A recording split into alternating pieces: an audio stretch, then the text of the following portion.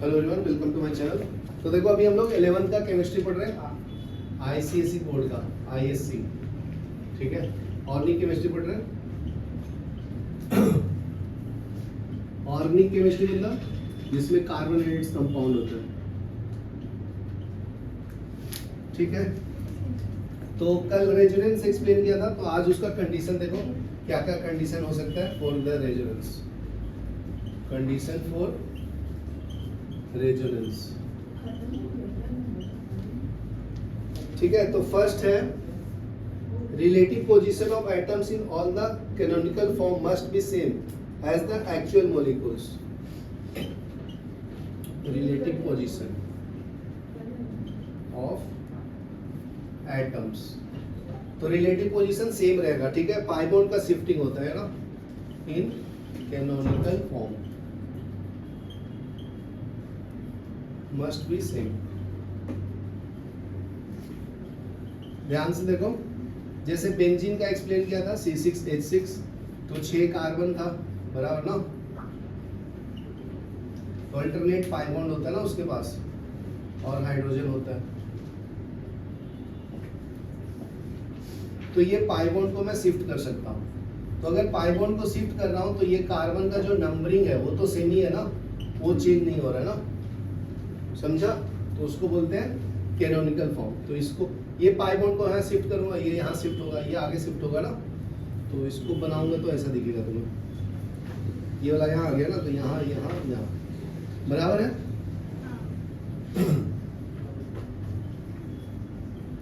तो ये canonical form है एक दूसरे का, ठीक है। ये फर्स्ट स्ट्रक्चर, ये सेकंड है। इसका मतलब ये पाई बॉन्ड रोटेट हो रहा है ना ऐसे, समझा। तो ये दोनों को कंबाइन करके लिखूंगा, इसका मतलब ये पाई बॉन्ड क्या है, रोटेशन फॉर्म है, समझा। तो उस टाइम एटम का पोजीशन जो है वो फिक्स है।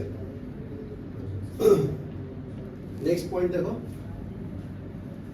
All the resonating structure must contain the same number of unpaired electrons. तो सेम बात को सेम ही बोल रहा है। वो क्या बोल रहा है कि जब रेजोनेंस रहेगा तो स्ट्रक्चर में कोई चेंजेस नहीं आएगा, उसके पास लास्ट ऑर्बिट में इलेक्ट्रॉन तो सेम ही रहेंगे ना। देखो ये कार्बन है, तो इसके लास्ट ऑर्बिट में 4 इलेक्ट्रॉन है ना। दूसरा एटम है, उसके पास भी तो 4 ही है, समझा। तो उसमें कोई डिफरेंस नहीं आएगा, बस वो शिफ्टिंग ऑफ पाई बॉन्ड को हम लोग रेजोनेंस बोलते हैं। नेक्स्ट है distribution of charge in canonical form should be within the framework of common rules. तो थर्ड पॉइंट है like charge should not reside on the neighbouring atom. Like charge देखो, जैसे ये पाई बॉन्ड है, तो ये दोनों इलेक्ट्रॉन इसको दूंगा तो ये माइनस ये प्लस होगा ना। तो ये दोनों अनलाइक चार्ज है ना। ऐसा कभी नहीं होगा कि इस पे माइनस होगा और इस पे भी माइनस होगा, दिस इज नॉट पॉसिबल।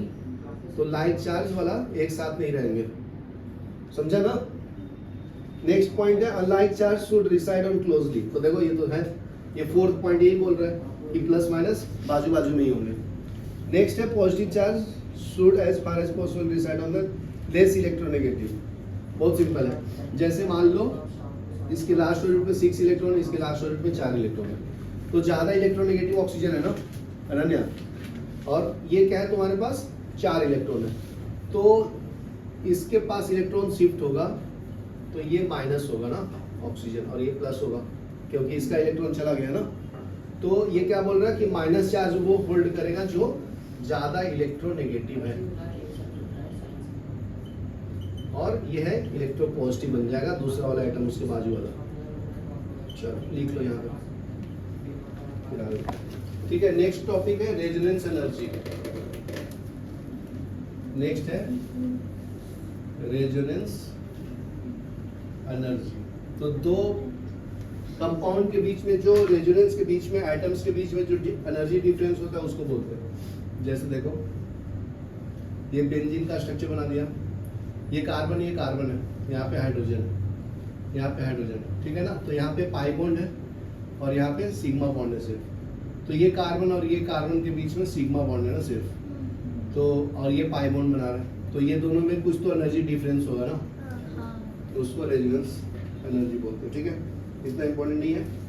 तो अभी मैं मॉलिक्यूल्स के थ्रू बताता हूँ एक्सप्लेन करके। तो नेक्स्ट स्ट्रक्चर ड्रॉ करना है कार्बन मोनोऑक्साइड का, ठीक है। कार्बन के लास्ट ऑर्बिट में कितना इलेक्ट्रॉन है 4, ऑक्सीजन के लास्ट ऑर्बिट में 6।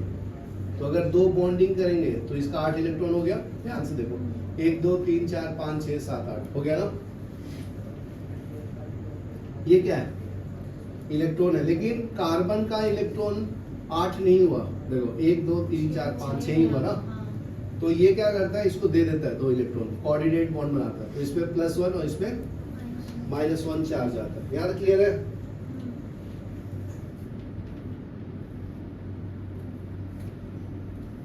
ठीक है, तो देख सकते हो ये सिग्मा बॉन्ड है, ये पाई बॉन्ड है और ये कोऑर्डिनेट बॉन्ड है ना। तो इसमें एनर्जी डिफरेंस है दोनों एटम के बीच में, कार्बन और ऑक्सीजन के। इसके लास्ट ऑर्बिट में 4 है, इसके 6 है ना। तो हर एक एटम का डिफरेंस होता है एनर्जी के बीच में। नेक्स्ट लिखो कार्बन डाइऑक्साइड का स्ट्रक्चर। कार्बन डाइऑक्साइड इसको बोलते हैं CO2। इसके लास्ट ऑर्बिट में 4 इलेक्ट्रॉन है, ऑक्सीजन के लास्ट ऑर्बिट में 6 इलेक्ट्रॉन है। 1 2 3 4 5 6। तो ये इसके साथ बॉन्डिंग करेगा, ये इसके साथ बॉन्डिंग करेगा। कोई बात नहीं, इसको भी ध्यान दो, ठीक है ना। तो इसका 8 इलेक्ट्रॉन हो गया, इसका भी 8 हो गया और कार्बन का भी 8 हो गया, बराबर ना। तो देखो अभी मैं क्या करता हूं, एक कोऑर्डिनेट बॉन्ड बनाता हूं। जैसे इसके पास 4 है, ऑक्सीजन के पास 6 है, ठीक है। तो देखो 1 2 इसका 8 हो गया।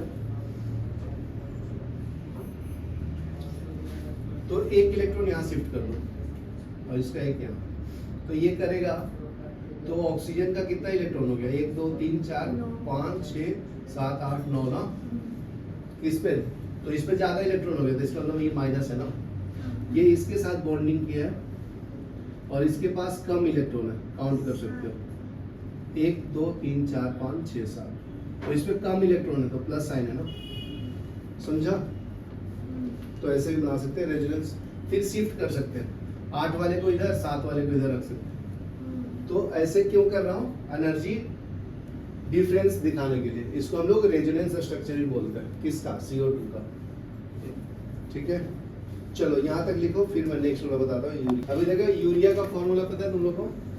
NH2CO होता है, इसको यूरिया बोलते हैं। इसको मैं ऐसे भी लिख सकता हूँ NH2 2 times CO, ठीक है ना। नाइट्रोजन के लास्ट ऑर्बिट में एटॉमिक नंबर 7 है तो 2,5 होता है। तो वैलेंस इलेक्ट्रॉन इसका 3 है, 5 है और 3 वैलेंसी है, तब जाके 8 होगा ना। वैलेंसी मतलब the number of electron required to complete its octet. लिख दो number of electrons required to complete its octet, ठीक है। वैलेंस इलेक्ट्रॉन क्या होता है? Electrons present in last orbit.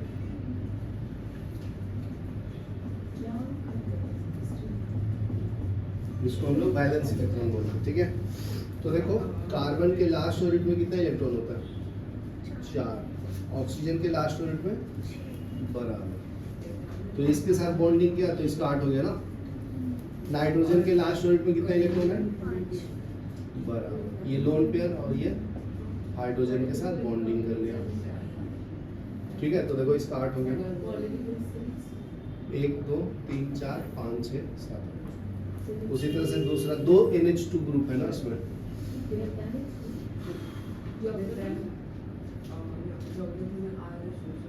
ये इसके साथ बॉन्डिंग है, इसके साथ ये, समझा।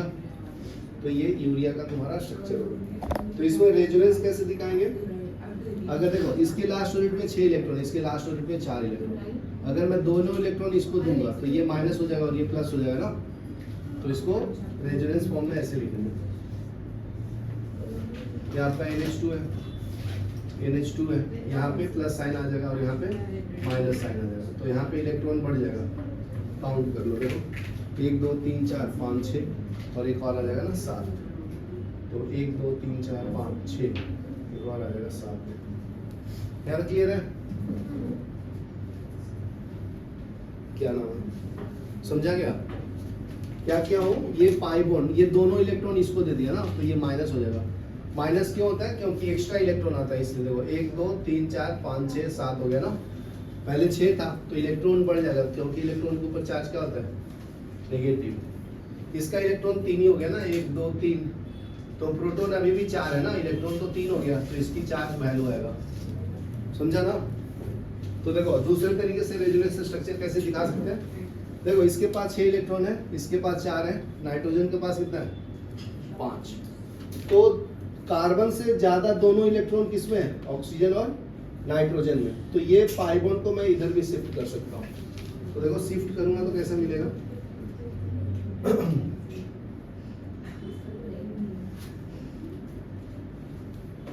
देखो ये पाई बॉन्ड को इधर शिफ्ट करना है, तो इस पे माइनस साइन आएगा और इस पे प्लस साइन आएगा।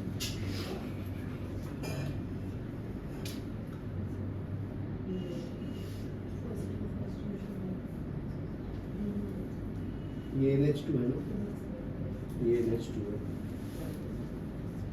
ठीक है। अभी ध्यान से देखो, ये पाई बॉन्ड को मैं यहाँ शिफ्ट कर सकता हूँ, ठीक है, पाई बॉन्ड को, इसी को तो टॉटोमेरिज्म बोलते हैं ना, ठीक है।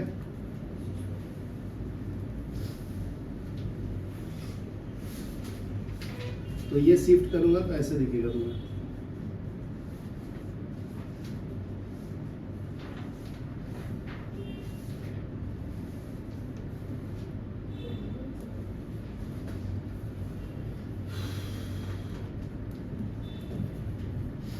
देखो। और अच्छे तरीके से बताऊं तो ये दोनों इलेक्ट्रॉन इसको दे दिया हूं तो कितना इलेक्ट्रॉन देगा, 7 ना 1 2 3 4 5 6 7, तो ये माइनस हो जाएगा। और यहाँ पर जो 2 लोन था ना, तो ये यहाँ पे मिलके पाई बॉन्ड बना दिया, तो इसको मिटा दो, क्योंकि दोनों नाइट्रोजन के पास लोन पेयर है ना, लोन पेयर, तो ये लोन पेयर यहाँ पे पाई बॉन्ड बना दिया, तो इसका इलेक्ट्रॉन चला गया तो इस पे प्लस आ जाएगा, समझा। ये ऐसे समझो कि एक को डोनेट कर दिया, कोऑर्डिनेट बॉन्ड कर दिया, ऐसे पहले एक बॉन्ड बना रहा था, इसके पास 2 लोन पेयर था ना, तो इसको दे दिया, तो इसमें प्लस साइन आ जाएगा ना, समझा। और इसका प्लस साइन कहाँ चला गया, क्योंकि ये इलेक्ट्रॉन तो इधर शिफ्ट हो गया, ये दोनों, तो इसमें माइनस आ गया और इसमें प्लस आया था, लेकिन ये इसके इलेक्ट्रॉन ले लिया तो -1 भी आ गया ना, तो ये इससे कैंसिल हो गया, तो इसके ऊपर 0 है। बुक पे देख सकते हो, बुक पेज नंबर है 551, देखो नीचे वाला डायग्राम देखो, दिख रहा है, नाइट्रोजन पे प्लस है, ऑक्सीजन पे माइनस है, पेज नंबर 551 पे राइट हैंड साइड में दिख रहा है, ये वाला,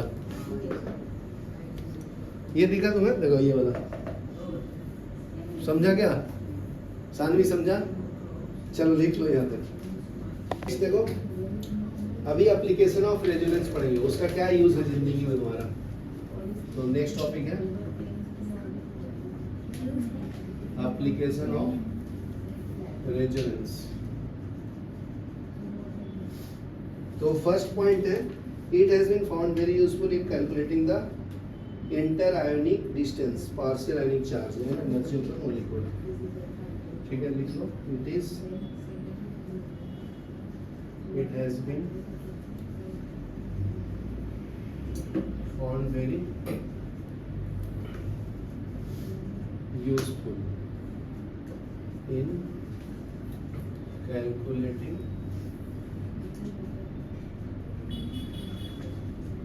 inter-ionic distance, partial ionic charge, ionic character, ठीक है, and energy of the molecule, energy of molecules, ठीक है। दूसरा क्या है, it is useful in explaining the mechanism of several reaction, तो रेजोनेंस से हम लोग मैकेनिज्म एक्सप्लेन कर सकते हैं ना, तो लिख लो, it is helpful in explaining the mechanism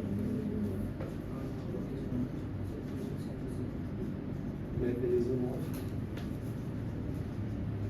chemical reaction, third है resonance along with hydrogen bond in helpful in various way in biological system. Resonance along with hydrogen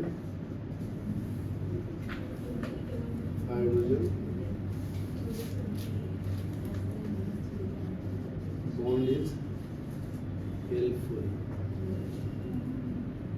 in various way in biological system.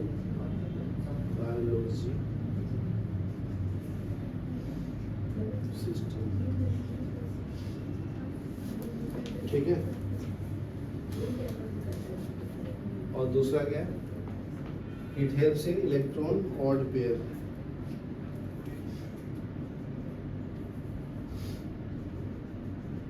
It helps in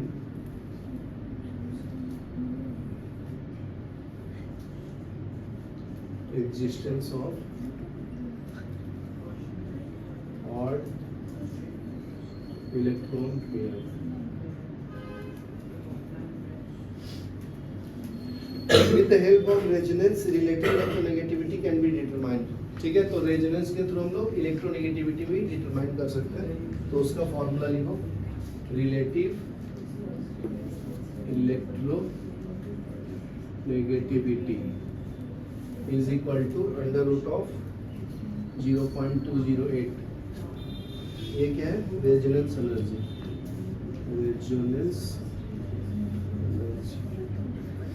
लिख लो. ठीक है, देखो अभी next पढ़ेंगे हम लोग मेसोमेरिक इफेक्ट.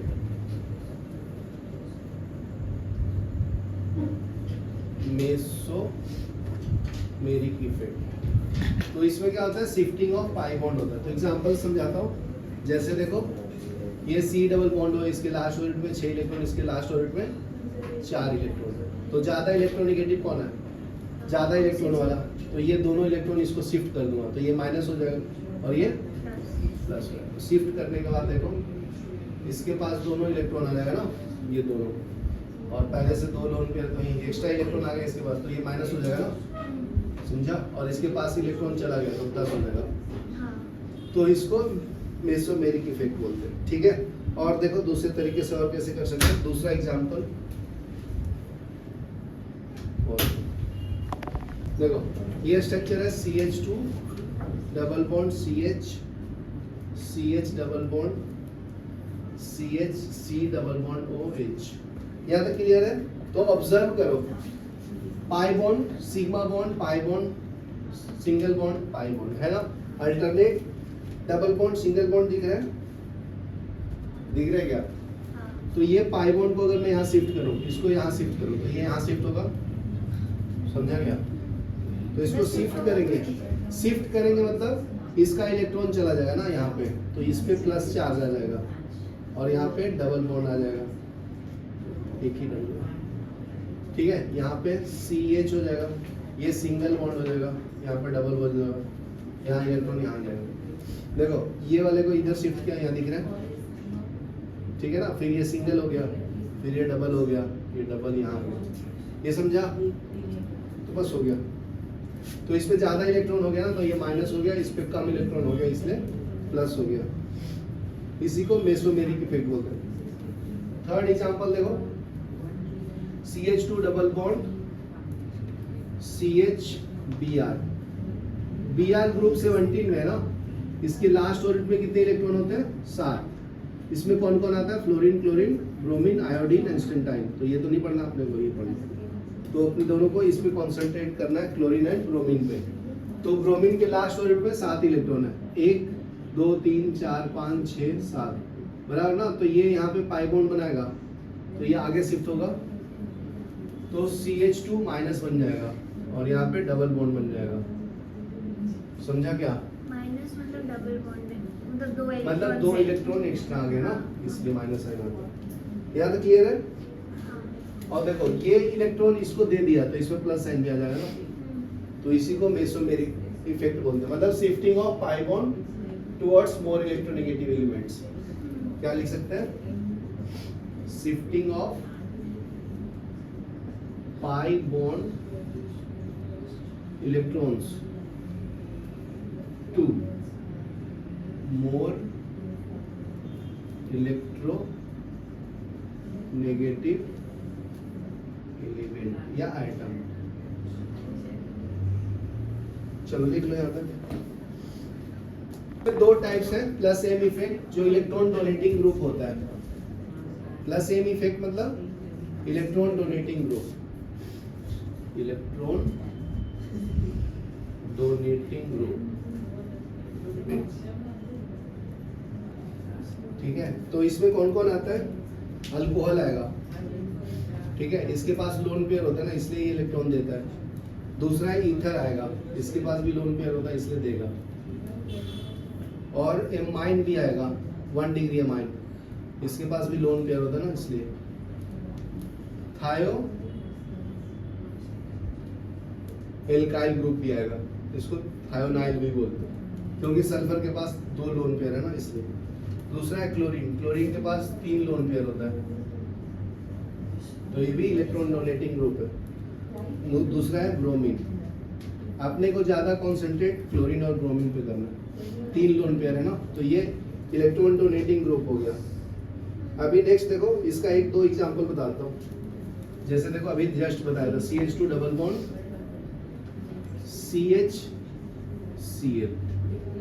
तो ये इलेक्ट्रॉन इसको देगा तो ये प्लस बन जाएगा और ये इलेक्ट्रॉन इधर शिफ्ट होगा तो माइनस हो जाएगा, तो CH2 minus CH double bond Cl plus, समझा? तो ये इलेक्ट्रॉन दे रहा है ना, मतलब ये प्लस एम इफेक्ट दिखा रहा है। यहाँ तक क्लियर है ना? नेक्स्ट देखो minus M effect, minus M effect, तो ये इलेक्ट्रॉन विड्रॉइंग ग्रुप होता है, इलेक्ट्रॉन विड्रॉइंग ग्रुप, ठीक है, जो इलेक्ट्रॉन खींचता है। जैसे देखो C double bond O, oxygen जो है ना यहाँ पे इलेक्ट्रॉन खींचेगा तो ये माइनस E प्लस हो जाएगा ना।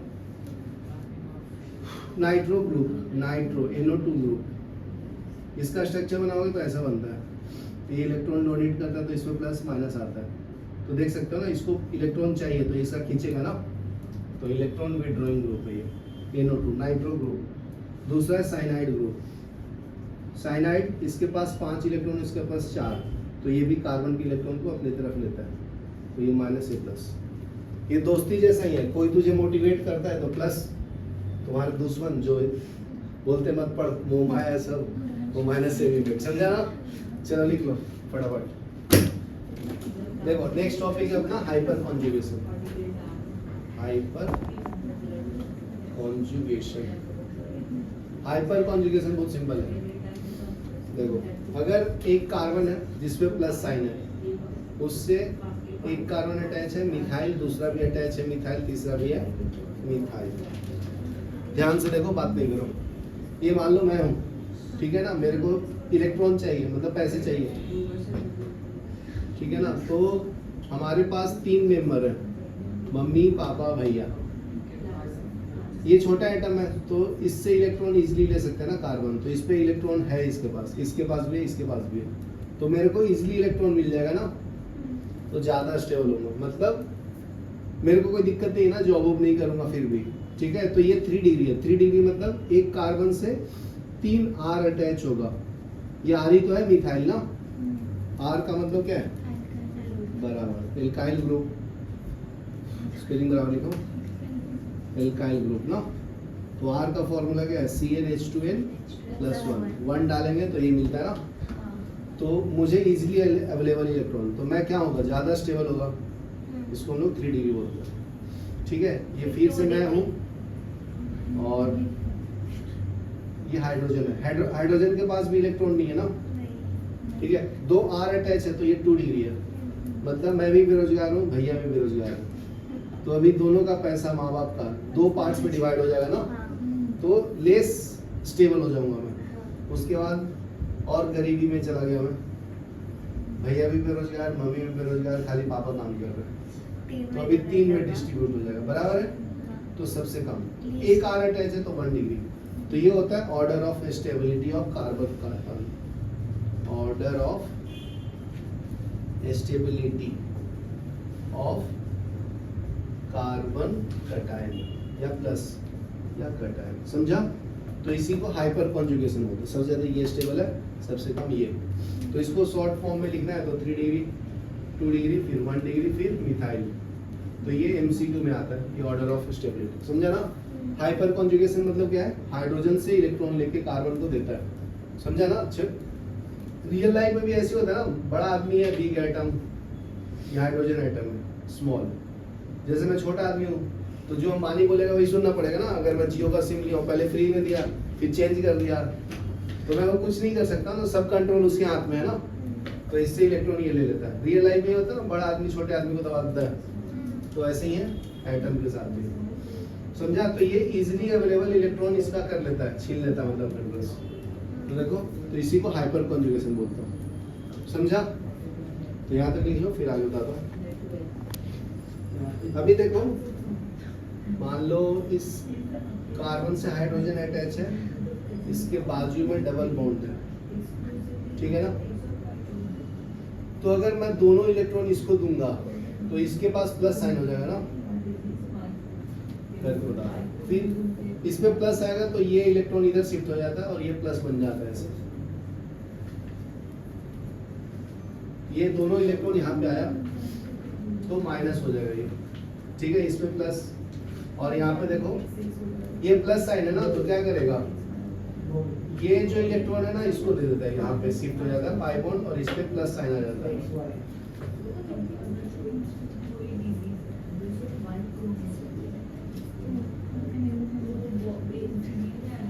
ये समझा? और हाइड्रोजन प्लस बन जाता है। तो इसी को हाइपर कॉन्जुगेशन बोलते हैं। छोटे आइटम से इलेक्ट्रॉन ले लेना है, समझा ना? नेक्स्ट देखो, दूसरे तरीके से और कैसे बना सकता हूँ। ये फर्स्ट एग्जांपल हो गया। सेकंड देखो, ये कार्बन के पास 3 हाइड्रोजन एटम है। यहाँ पे पता नहीं है ना, आर है, आर भी हो सकता है, हाइड्रोजन भी हो सकता है। एक ही हाइड्रोजन एटम था, यहाँ पे 2 है। तो अभी क्या होगा? इसको मैं CH लिख देता हूँ और ये CH2 है, वहां पर। तो अगर मैं ये इलेक्ट्रॉन यहाँ शिफ्ट करूंगा तो इसमें माइनस साइन आएगा, इस पे प्लस। तो ये कहीं से भी मैं इलेक्ट्रॉन ले सकता हूँ ना, ये हाइड्रोजन से भी ले सकता हूँ, ये इससे भी ले सकता हूँ, इससे भी ले सकता हूँ। तो यहाँ पे पाई बॉन्ड बन जाएगा।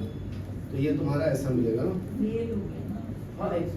मान लो ऊपर वाले आइटम से लेता हूँ तो ऊपर वाला प्लस बन जाएगा और यहाँ पे ये डबल बॉन्ड हो जाएगा और इसका CH2 माइनस हो जाएगा, क्योंकि ये पाई बॉन्ड का इलेक्ट्रॉन इस कार्बन पे शिफ्ट हुआ है। तो देखो माइनस हो गया, ये प्लस हुआ था तो ये इलेक्ट्रॉन यहाँ शिफ्ट हो गया ना, तो न्यूट्रल हो गया, समझा? तो इसी को हाइपर कॉन्जुगेशन लिख लो। क्या